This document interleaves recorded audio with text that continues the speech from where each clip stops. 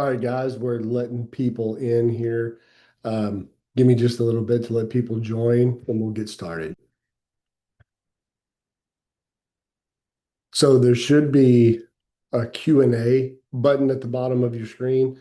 So while we're waiting on people to join, go ahead and put in there. I'm anxious to see. So I'm assuming that if you're on here, you're obviously one, a real estate agent. Two, the goal is to make six figures annually or to make $100,000 annually. I'm also going to assume that if you're on here, you probably fell short of that mark this year. And that's fine. That's what we're here. We're here to get better. I'm here to give you the blueprint and get you to that six-figure mark. So go ahead and hit the Q&A, and I want you to just put in there, in order for you to hit the 100K mark, what is it that you need? Or what is it that you were missing this year to get you to hit that mark?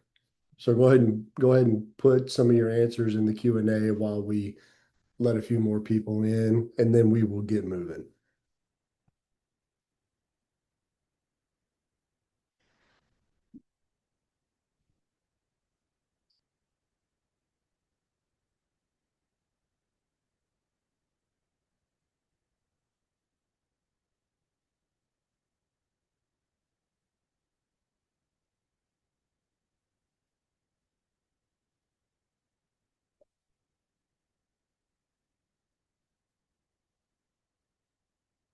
All right, I'll continue to let people in as we go. So, okay, so cool. So I want to start by saying that any agent can make $100,000 in a year. But the fact is, most of them won't. And if you want to make the leap to where you make six figures annually, it's a lot easier than you think it is. Um, so according to NAR, only about 13% of agents across the United States actually makes $100,000 in a year. Um, what agents miss, like why they don't, if polling agents, talking to agents, which I talk to a lot of them, what they're missing is a proven plan. They're missing coaching and training. Um, they don't have accountability. They don't know what KPIs to track, and they do not have the ability to track their KPIs. So they don't know where their business is and what their business is actually doing. And of course, the biggest is mindset and discipline. Um, One of the biggest factors comes down to doing the things that you know you need to do when you don't want to do them. That's what separates the people that find success, not just in this business, but in life, and those that don't. And so, what I want to do is just share with you. So, I look at the NAR statistics every year. I'm a nerd like that. I just like to look and see how our local market, we're in Southeast Texas. So, I like to see what how things in our local market compare to other markets across the country. And I also like to see how the agents on our team are performing compared to what the average agent is out there in the market. So according to NAR, the average agent last year in 2024, they don't have the data yet for 25, sold five homes. So that's the average agent.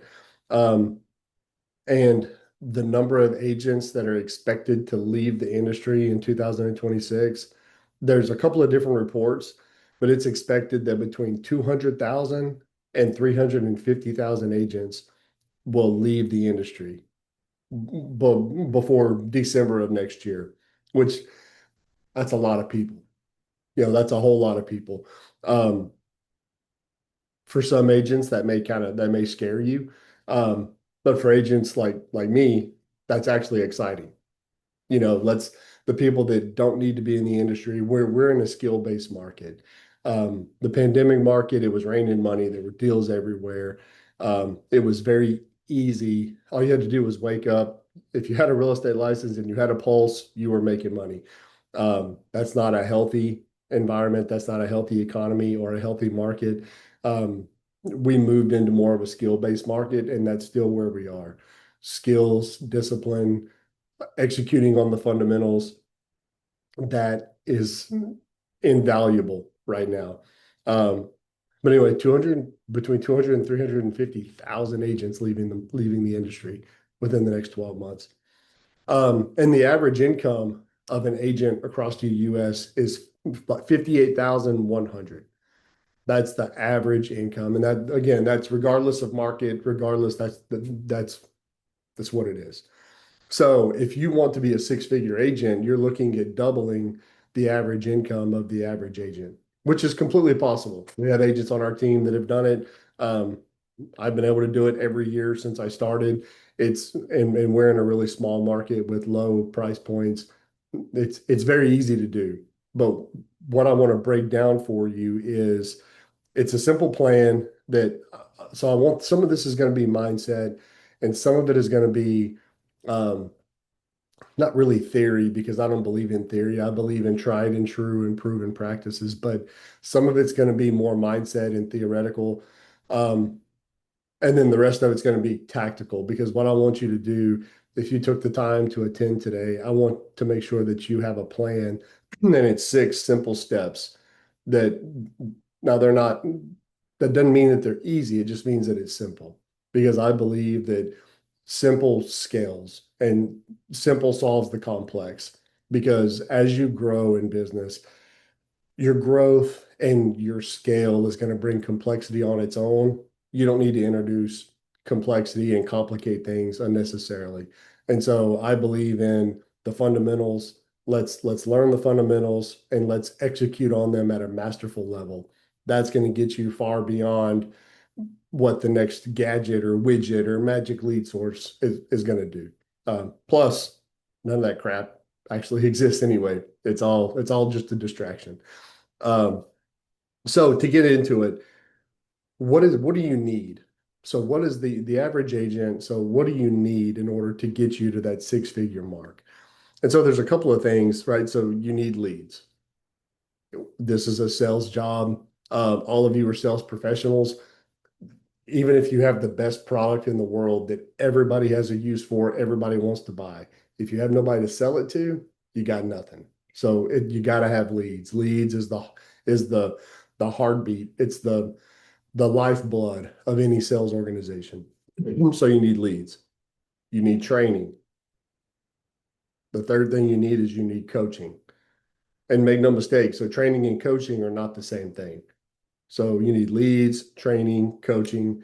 You need a CRM, someplace to keep your leads, to organize everything so that you can systematize and automate some of your follow-up and keep you put together, which leads me to the next thing you need, which is a proven follow-up process. And then this really should have came first, but you need a clear mission and a clear vision of why you're in this business in the first place, why you want to make the money that you want to make, why you want to make your 100 grand, and what that's going to do for you and your family and your life. Because when you get kicked in the teeth, which by the way, you're going to get kicked in the teeth, it's going to happen. Um, you're going to have deals fall apart, right? You're going to have inspections go wonky and a deal that you were counting on is going to terminate. You're going to have a listing that you know is a sure thing that there's no way they're going to list with somebody else. Guess what? They're going to list with somebody else. You're going to have um, you're going to have people be completely unreasonable. We're in the people business, right? Those things are going to happen. The important thing is having a clear mission and a vision that's driving you to continue to show up and continue to do the things that you know that you need to do on the days that you don't feel like it and the days when everything falls apart.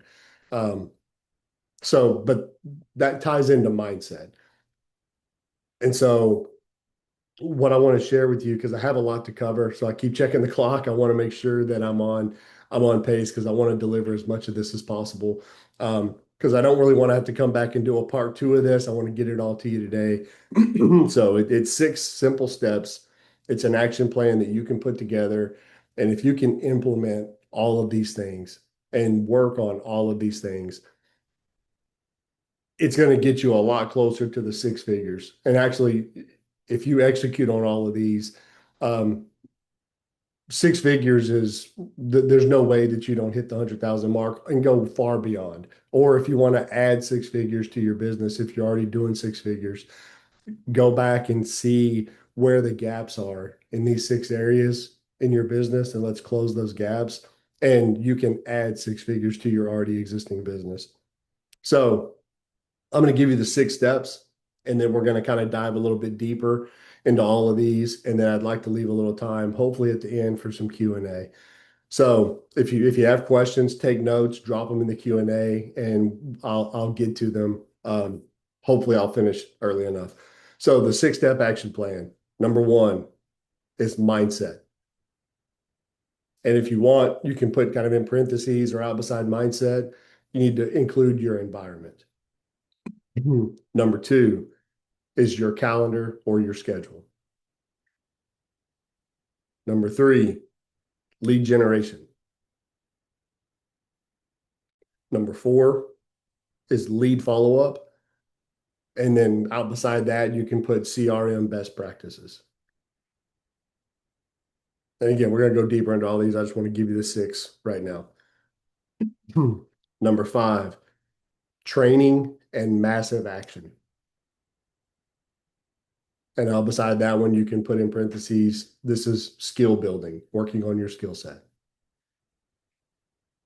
And number six, coaching and accountability. Now, I'm sorry for those of you that aren't in Southeast Texas like me, the weather is back and forth and it's really crazy. So, sinuses and allergies are like through the roof. So sorry, just bear with me for a little while. So the six, mindset, calendar, lead generation, lead follow-up, training and massive action. And then number six is coaching and accountability. So let's get into it. So mindset. So I'm coached at a high level by several different people. Um, and one common theme that all of them preach is that you will never outperform your internal identity. And so that may be something to write down and kind of marinate on a little bit later. But what is your internal identity? If you're here, you want to make or add six figures to your business. So, what is your internal identity? Do you identify as an agent, as a top producing agent? We covered earlier that only 13% of the agents in the US make 100 grand or above. So, the top 13% of agents across the country out of millions of agents, that's a top producing agent. So, is your identity, does it match a top producing agent? And you're in control, right? You get to pick what you focus on, your mindset, what you focus on expands. Um, and another thing that, John Cheplack is famous for preaching, um, your income is a trailing indicator of your mindset and your standards. So that's something else that's worth writing down. Your income is a trailing indicator of your mindset and your standards. And so wherever you ended up this year, and I'll be transparent, I ended up behind where I wanted to be. We've had a good year, a great year, a growth year, but we still fell short of where I wanted to be. So this is the time of year I spend a lot of time reflecting, how did I show up? Where did I fall short in my leadership? I'm still in production. I'm still a productive agent. Um, Looking back at what I executed on, at some possible distractions because I don't want to make the same mistakes next year. And so that's why this is incredibly timely, to sort of look back. There's not a whole lot of new business coming in right now.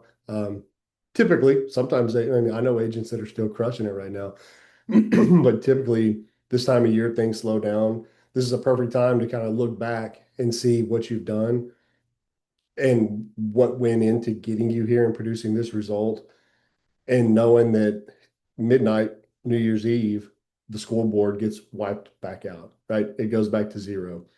which in early in my career that used to like really stress me out. Like I hated the holidays because I knew at midnight all of my hard work, like it was fixing to get wiped out. And it was just kind of a just like kind of a mind game.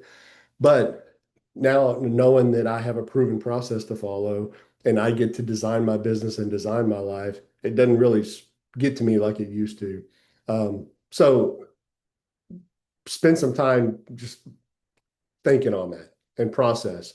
Um, and then what does the mindset of a top producing agent actually look like? So think about your identity, the identity that you need to have or that you envision, this future version of you, this top producing version of you. How does that version of you show up? How does that version of you think? How do they operate? What's different? Because you need to become this person. That's really what we're moving toward. Um, Another part of mindset is discipline and consistency. So I have some of the agents I've coached. I see different types of agents. I see the agent that comes in for a day or a week and goes really, really hard, like knocks it out of the park, crushes the phones, gets tons of activity done, and just has a killer week. And then pretty much doesn't show up for the next 2, 3, 4 weeks. And then maybe come back and dig back in. That agent is never going to make it because whatever activity you do in these little short bursts, you're not building your skills. You're treading water and you're going to burn yourself out. Now, on the other hand, you have this agent that doesn't go crazy and go, just bananas and make hundreds and hundreds of calls every week, but they're just consistent. They're hitting their connects, they're hitting their dials, they're doing their lead generation activities, and they're just steady. That agent's going to take a little bit longer to get into production, but once they do, it's kind of like the tortoise and the hare. That agent is going to crush it. And so I want you to think, this doesn't, you don't have to just go grind and just go crazy and, work 16-hour days and don't sleep and things like that's not healthy. That's not sustainable. That's not the business any of us want. Okay. So that's not what this is about. So this is about building the business that you want with intention because we're all in this business to find our life, not the other way around. So, and part of discipline and consistency is your ability to adhere to a plan. So I'm going to give you, what we're working on here. I'm going to give you a proven plan to make six figures, but without discipline, you won't stick to the plan. So that's something you have to be conscious of and focus on. And then extreme personal responsibility. So you have to not be a victim, not play the blame game. One of my coaches has always said that if your business goes up and down with the market, you don't have a business. You're a product of the market. And so accept extreme personal responsibility for your successes and for your failures. Whatever result you produced, own it. Right. Because if you give, I guess, if you give power and if you throw blame at all these other things, you can't change it. It's because you cannot change what you do not own. And so take ownership of everything in your business, everything of your life, because then you have the power to change it. And then, like I said, mindset goes hand in hand with your environment. And the reason I say that is, does your current environment, does it support your goals? Does it support your mission of making or adding $100,000 to your income? Does it support that type of business? And by your environment, I'm talking about the brokerage or team you may be with. Um, if you don't have coaching, what coaching circles are you in? Are you in any masterminds? Get into proximity with people that are doing the things that you want to do. Because changing your environment just might be the thing that changes everything. And so just we've all heard too, like, you can be a product of your environment or you can change your environment. You've all heard the story about the coffee bean, I'm sure. Yes, it is possible you can be the coffee bean. You can be the catalyst that changes your environment, but that's sort of an anomaly. and that's a long, slow burn. You're in this business for you. You're in this business to make the money that you need to make to support your family. You need to make sure that your environment is supporting you, not that you're going to come change everything from the inside. Um, so that's mindset. I do whole trainings on mindset. I don't want to get off into the weeds there. If you need anything else or need any help or if you're interested in some of the coaching that I've been through to help work on my mindset, hit me up offline. I'm happy to help. So next, I said your calendar or your schedule is next. Um, I'll give you the perfect agent calendar for the perfect day. Script and role play from 8:30 to 9 with your team, with an accountability partner, with yourself. Review call recordings, whatever. Work on your scripting from 8:30 to 9 every single day. From 9 until noon, you're making calls. You're prospecting, you're looking for new business. Um, like one of my coaches says, his strategy is hunt in the morning, eat in the afternoon. Morning is for prospecting calls and booking appointments. The afternoon is all your appointment blocks. So just adopt that mentality. So from 12 to 1, take lunch, take your break, do whatever personal things you need to do, and then start your appointment blocks. So whatever your appointment blocks are, mine have always been 1 to 2, 2 to 3, 3 to 4, 4 to 5, 5 to 6, whatever time you want to shut it down. So in your appointment blocks, that's where you put your showings, your listing consultations, your buyer consultations. If you have trainings, put it there. Also, if you have CMAs or equity reports or anything that you need to work on, put it in an appointment block. Don't let that creep into your morning, which is sacred. That your prospecting time, your follow-up time, that is sacred time. Nothing interferes with that.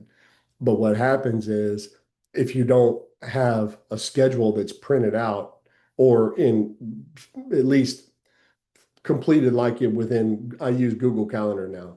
Um, if it's important, it goes on there. Put your time blocks on your calendar, and then it just becomes a choice. Do you want to do the things that you're supposed to be doing there in that time block, or are you not going to do those things? And so, what I see agents that are shy of getting on the phones. And let's be real. Like unless you're a freak like me that's that's kind of grown to like prospecting, most agents hate it. And if I'm being honest, it's not my favorite thing to do, but I know that I'm good at it and I know what it's going to produce. I know that it makes me money, so I've got no problem doing it. The rest of the 99.9% of agents out there will do anything that they can to avoid getting on the phone. And so what happens is if they don't have their control of their calendar and their schedule, like I'm recommending here, they say, oh, I've got a CMA to do. God, I've got to get that done this morning. Or, oh, I've got to go get photos of this place, or I've got to go do that. And they fill their morning full of stuff that is not moving the needle forward for future business. And before you know it, a week has gone by and they haven't prospected at all. And we don't get paid by the hour, most of us. We get paid to close deals. And so you've got to follow this proven process. So 8:39 is script and role play. 9 to noon, prospecting, follow up, phone calls. Noon to 1, lunch, and then all your appointment blocks. If you have something, again, like if you have a coaching, like we have a coaching call every Monday and Friday with one of our coaches. Some of you on here are in those. That's in an appointment block, 1 to 2, or that's our time, Central Time, 1 to 2, Monday and Friday. And you know how effective your prospecting is because if your appointment blocks are full, then you're doing enough on the front end. If your appointment blocks aren't full, if you have no appointments, that means that your prospecting and follow-up is not effective. You should probably use your appointment blocks for more prospecting. So it kind of keeps you honest, because the whole point of your day, one of my mentors, Matt Smith, he's notorious for saying that when he was an agent. He entered the business, he had his back against the wall, and he had one way to go, right? Much like me.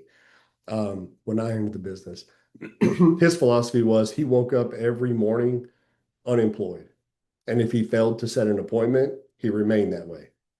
So he also puts on social all the time, hey, if you're a real estate agent and you did not set an appointment today, what did you do? And he gets a lot of hate for that, right? Because they're like, oh, there's so much more to, being an agent than setting an appointment. It's like, no, there's really not. Contacts equal contracts. So, but you got to have control of your calendar, and you got to make sure that you are putting enough time and energy and effort into lead generation and lead follow up so that you're meeting people. So if I have a little printout of what that calendar looks like and some of the philosophy to kind of help you set yours up. If you want it, let me know. I'm happy to send it to you and you can work through it. But basically, it comes down to non-negotiables. Next, I think I'm doing okay on time. So now we're going to get into some of the tactical things that are going to help you. Um, so all of this is going to help you, but that's sort of a prerequisite in the foundation for what we're going to discuss next, which is lead generation, number three. So when I say lead generation, people immediately think about buying leads, internet leads, Zillow leads, realtor.com leads. That's not lead generation. Think of lead generation as the activities that you do to generate leads. And I'm here to tell you the last thing that any of you should do is go buy leads. Unless you're at a point in your business where you're trying to introduce some scale and some leverage, then I'm like, I provide leads for my team. So yes, you can buy leads, but you're going to burn a lot of cash. And there's smart ways to do it. And there's other things that we're going to get to here that you want to put in place before you go buy leads. So when I got in the business, when I first started, I didn't buy any leads because I didn't really know what I didn't know, but I was smart enough to know that I didn't have a system yet. And so if I just went and bought a bunch of leads, I would catch the low hanging fruit, or I would snag the easy ones, but everything else would just fall through the cracks. And I wasn't confident in my systems. I knew I would just waste money. And so I started generating leads. I'm not going to say for free, but it was cheap, like almost free. And that's what I want to share with you here. Um, so lead generation, I want you to think of lead generation. Let's look at prospecting, which is new business, people you have not spoken to before, and follow up, which are people in your CRM, people you've obviously had a conversation with. You got to have time for both. So think about lead generation, the new leads, the prospecting. You've got your sales funnel. You've got to put people into the top of that funnel. And then your follow-up process is to nurture people through that sales process, down that sales funnel to the point where they transact. So just think of it, use that visual, think of your business as this giant funnel. That's the difference. Um, and so ways that you can lead generate or prospect for very, very cheap or free is expireds and for sale by owners. Because as an agent, especially a newer agent, if you go out and swipe a credit card to pay for a lot of new inbound leads, those are going to be buyer leads. And there's nothing wrong with buyer leads. Like we get them, we work them, we close the hell out of them. Like I'm a fan, but it's got to be done right. And if you're looking to be efficient and effective and very low overhead and build a listing based, highly, scalable business, it needs to be listing based. And so for sell by owners and expired listings, build your listing inventory and leverage those listings for marketing on social and generating buyer leads from those. And so there's ways to do that, like open houses. I know, especially my team, for those of you that are on here probably cussing me right now because they hate open houses, but it's just nobody has followed the proven process to the T as prescribed. And so you can't complain about your lack of result when you don't follow the proven process. And so taking open houses and doing all of the lead generation activities around an open house, it's hard to beat. I built my business doing just sold, just listed, just sold, circle dialing. So open houses, that market, the houses were flying rapidly. So open houses really wasn't a deal until I was a couple years into the business. But that's what I did. And that's how I built my business. And that's how I built my whole freaking database. And it didn't take long, like a couple of months of hardcore prospecting to build a huge database. It happens rapidly. Um, Another place is tighten up on your inbox. So one of the guys I listen to, Nick McLean, he's in the Cheplack organization actually. He says, "Hey, I don't need to buy leads. I just need your missed call log. So go back through the calls that we miss or the voicemails that go unresponded to. Check your inbox. Guaranteed, there's leads there. I know there is in mine. If I go through our inbox on our follow-up boss, um, it's embarrassing how many opportunities are there that just slip through the cracks. And I'm guilty too because I'm busy, which is why I have agents sign up to be on phone time to catch those opportunities. Um, but tighten up on your inbox and your missed calls. Um, and we talked about circle dialing, but here's an exercise that we're doing internally with my team that any of you can do. And so this is a perfect time of year to do it. Um, I'm going to go through it kind of fast. Every one of you, if you registered, you're going to get a recording of this so you can go back and listen to it again to pull this script out. And if you need help offline, hit me up and I'm happy to help you. But this time of year is perfect. So I know as a new agent, if you're like me, every one of you joined a brokerage and the only piece of advice that you got was call your sphere. So if y'all are like me, that's the only piece of advice I got from any broker I've ever been with. And of course, my next thought was like, awesome. What do I say? You know, uh, and don't ask them that because they don't know. They ain't gonna tell you.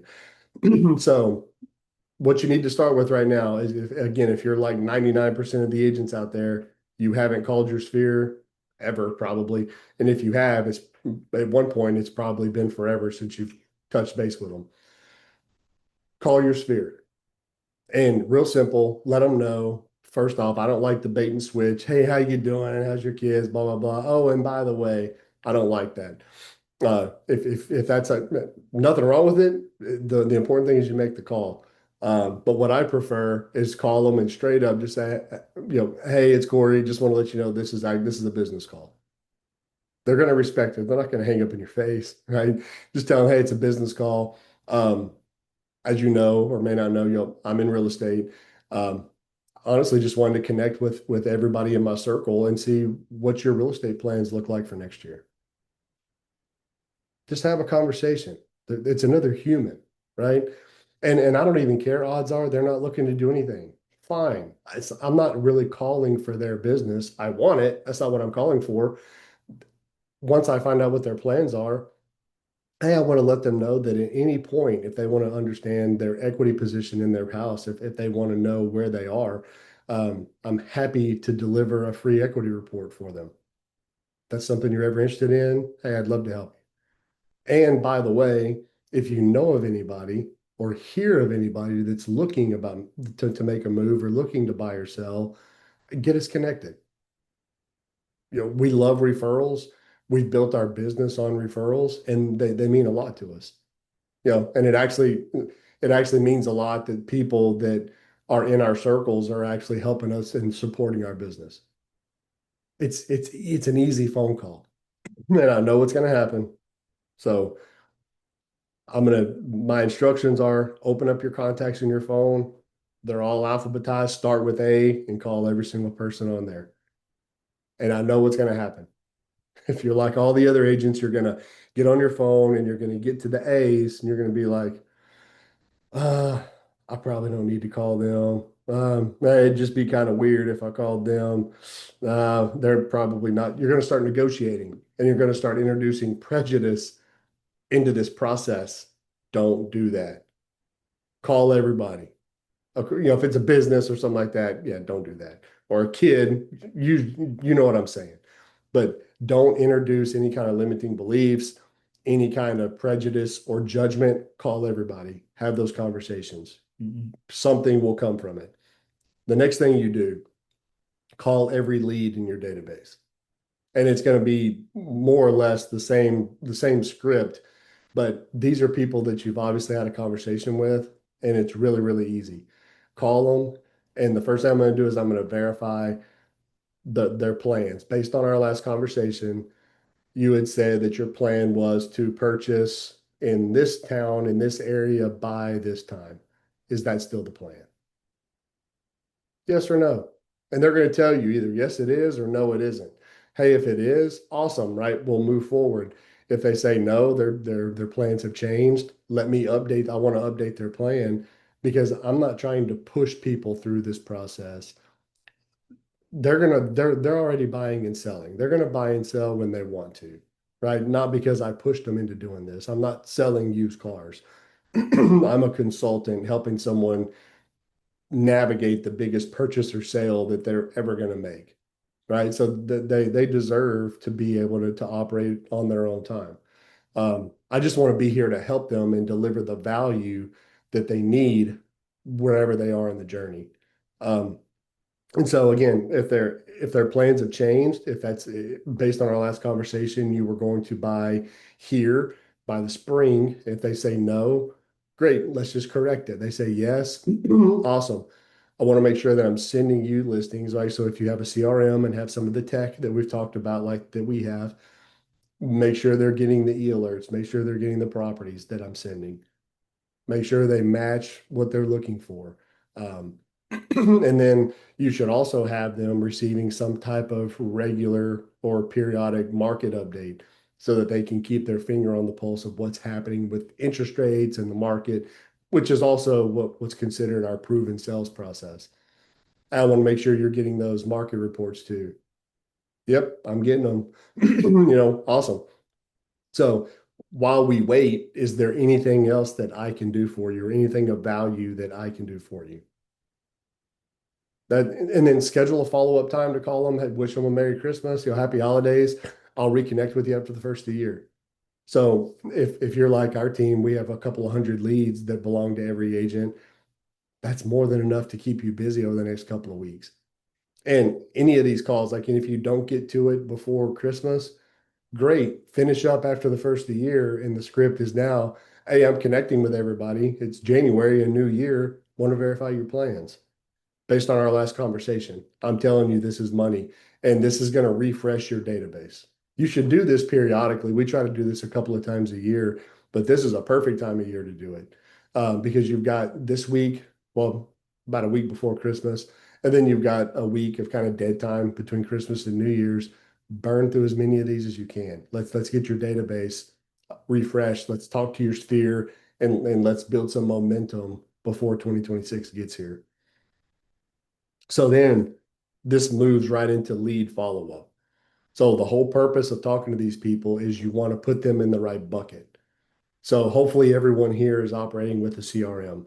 Um, if you're not, I would recommend talk to your broker. You probably have access to one, even if it's not one of the best ones out there, but it's better than nothing. But the beauty of a CRM is let's make sure all your leads are in the same bucket, or in the right bucket rather. So your A bucket leads, B, C, D. So basically your hot, your warm, your nurture, your cold leads, however you want to have them sorted, but you need at least four buckets. So hot, warm, nurture, and your cold based on time frame. So if they're looking to transact in the next, 60 days or so, that's a hot lead. They need to be nurtured weekly. If they're warm, they're, maybe 3 to 6 months out, they need to be nurtured every other week. And then if they're outside of that, it's a monthly nurture. So, if they're 6 to 12 months, they need to be contacted once a month. And that's the simple cadence that we follow.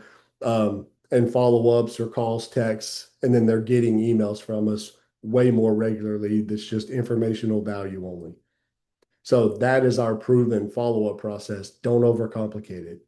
Like you don't need all these fancy gadgets and to call them and just blow their mind with the next piece of information that they never knew they always needed. That's not what it's about. It's about, I want to make sure that, first off, I want to make sure that the plan is still the plan. What can I do for you in the meantime while we wait? At some point, it's going to make sense to meet.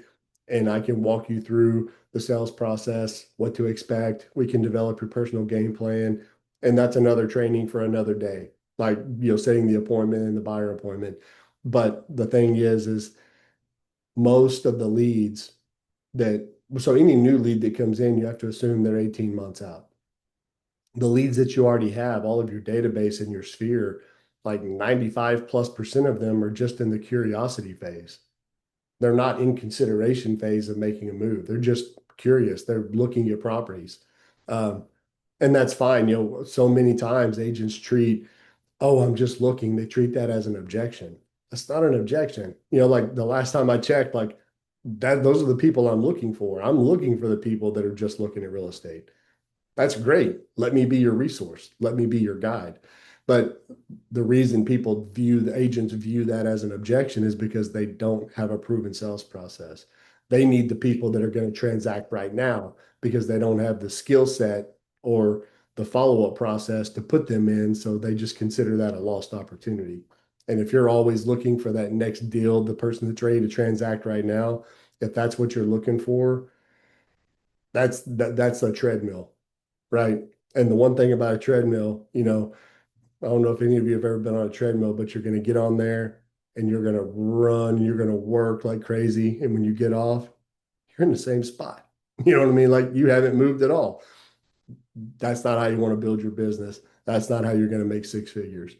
Um, so aside from lead follow-up and your sales funnel, again, if you want resources for that, like how I set mine up, if you want help setting up your CRM or a follow-up model, let me know. I'm happy to help. So next, training and massive action. So again, this is where you work on your skill set.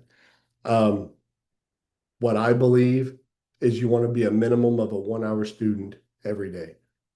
This can be working on your scripts. This can be a coaching or training call. Um,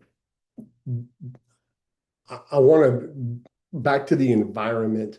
If your environment that you're currently in does not offer training, or if it's training that's really of no benefit, if a lot of, and I'm not talking bad about any of the other places out there, but from my experience, most of the brokerages and teams, they've got a ton of training, but it's all about contracts and forms, and it's not about lead generation and follow up and how to actually make money. All the stuff that they're training on is important, but it doesn't matter because without lead generation and without these tactical things, you're never going to write a contract. So there's no point in going to these trainings. And not to mention the contracts change every couple of months. So you're going to these trainings and what you're learning on is going to change in a couple of months and you're still no closer to making money. So if your environment, if I just described your environment, you need to really think long and hard about changing your environment. And I don't mean changing brokerages, changing teams. You need to go seek the training and the coaching that you need, whether it's from a coach like me, from a coach like some of the coaches I have in my life.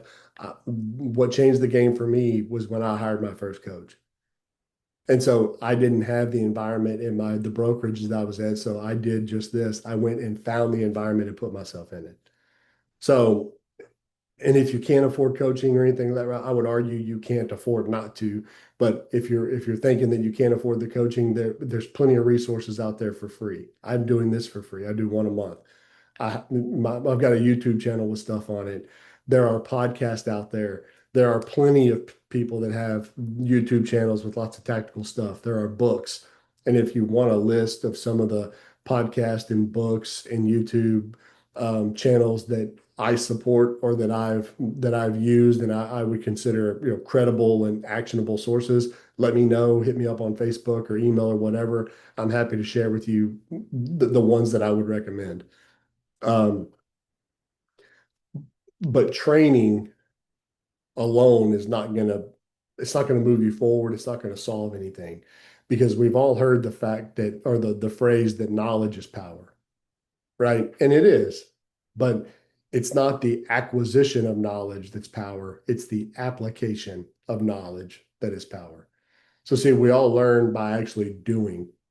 You're not going to learn. You can't learn how to ride a bike by reading a book about it or by watching somebody do it or but by somebody telling you how to do it. You got to just get on and start pedaling and figure it out, right? And you're going to start with training wheels. When you pull the training wheels off, you're probably going to fall down a time or two. You might be wobbly going down the road. All that's normal. It's acceptable. It's okay. But that's the only way to learn. So same here. Come to trainings like this. Learn new skills. Let's get new scripts, or let's polish our scripts up, but we need to practice them and we need to apply them. And because repetition is the mother of all skill. And so the more reps you get in, let's take scripts. The more reps you get in with your peers, script and role play, the more you practice it, the more that you use it on a daily basis, consistently over a long enough period of time. That's how you develop mastery. And that's the only way to get there. You're never going to become masterful by making a couple hundred calls one week and then pretty much doing nothing for week two, three, four, maybe get back in a little bit week five, and then nothing week six, and then come back and crush it again. That's a road to nowhere. So massive action. I would write that in all caps, circle it, underline it, star it, highlight it. Massive action is if you're going to make six figures or you're going to make the leap and add six figures to your business, massive action. And then what ties it all together is coaching and accountability. Because what coaching and accountability does, accountability probably sounds like a four-letter word to most of you, but it's just because you've been held accountable the wrong way at some point in your past. And the wrong way for people to hold you accountable is to introduce judgment. So accountability is observation without judgment. Like you said you wanted to do this, you did this. What got in the way? What did you learn? Like, what can we show up? How can we show up differently this week to make sure that you do X? Because you're the one that said you wanted to do X, not me. So it's all about support, and coaching is a feedback loop, and accountability is a crucial aspect of that. And so if you don't have a feedback loop, that's how people drift off course because there's no feedback. And let me also introduce this thought. Winners seek accountability. Losers run from it. And winners are the ones that end up with six-figure businesses. The losers don't. So there's a difference. These people are the victims. They play the blame game. They shy away from coaching and accountability. The people that build six-figure businesses, they seek it out. They're humble, they're hungry, they're coachable, and they correct quickly. They course correct quickly, and then you take more measurements. You look at more KPIs, and then the feedback loop starts all over. That's why coaching is so important. And obviously, if you hire a coach, preferably you're going to hire a coach that's done what you want to do. Like if I was going to get on a bodybuilding stage, I probably wouldn't go hire like a chess coach or like a tennis coach or something. I would want somebody that's done this before. So that's my only little word of warning there. Um, but what I've heard this analogy before and it really resonated with me. So, and you can tie this into environment too, but I have it here under coaching and accountability because it's between coaching, accountability, and environment. And you'll understand what I tell you. So, people hike Mount Everest all the time. It used to be not as common as it is now, but still, almost no one attempts to scale Mount Everest on their own. They hire a guide and they go with guided groups. And they do it for a reason because there's actually like a 60 to 70% success rate of making it to the top of Mount Everest and successfully, getting back home, not dead. So what agents that enter this business and just strike off on their own, that's the same as you're going to scale Mount Everest by yourself. You've never done it before and you have two fake legs. Probably not a great idea. Like we're probably gonna be reading about you in the paper somewhere. You know what I mean? But that's why 19 out of 20 agents fell out of the business. They strike out on their own to go do something they've never done before. They think they're qualified because they watch Selling Sunset or whatever other crap is on TV, and that's not reality. So you need to get in a group. You need the right environment. You need coaching, you need training, you need accountability, you need that feedback loop. So hopefully that makes sense. Um, because the other thing coaching helps with is it's not always about the next thing, right? It's not always about this next magic lead source, or you really need to start doing this and you've never done mailers before, but it's time to start doing mailers. It's not about that. It's about, instead of looking for all these other things to add onto your business and complicating it and adding complexity for no reason, uh, you need to ask yourself, am I executing on the things that already know that I need to be doing? And am I doing it consistently? So I can tell you, whenever I talk to agents, the answer is almost 100% no, anytime I ask that question. So it's not always about learning the next new thing or adding the next complex system to our business. It's let's come back and say, okay, the things that I already know to do, the skills that I already possess, am I doing this? And if I'm not doing that, or let's say if I'm not doing this, I need to do it. If I am doing this, am I doing it consistently? And guaranteed, both of those are probably a no. If you can turn those into a yes, you're going to have your six-figure business. Don't overcomplicate it. I'm telling you. So we believe here in my organization that we don't want to leave the fundamentals, right? You want to just stick to the very basic things that you need to do and just execute on them at a masterful level. And that's easier said than done. That sounds like a nice little sound bite and that sounds cute and all and easy enough. And it is. It's not complicated. But for those agents that are on my team, you can probably think of many examples where people end up kind of chasing shiny objects and they end up way out in Never Land when let's just stick to the fundamentals. How many call attempts did you make? How many conversations did you have? When you're setting the appointments, are you following the proven process on your buyer consultations? Are you setting expectations properly?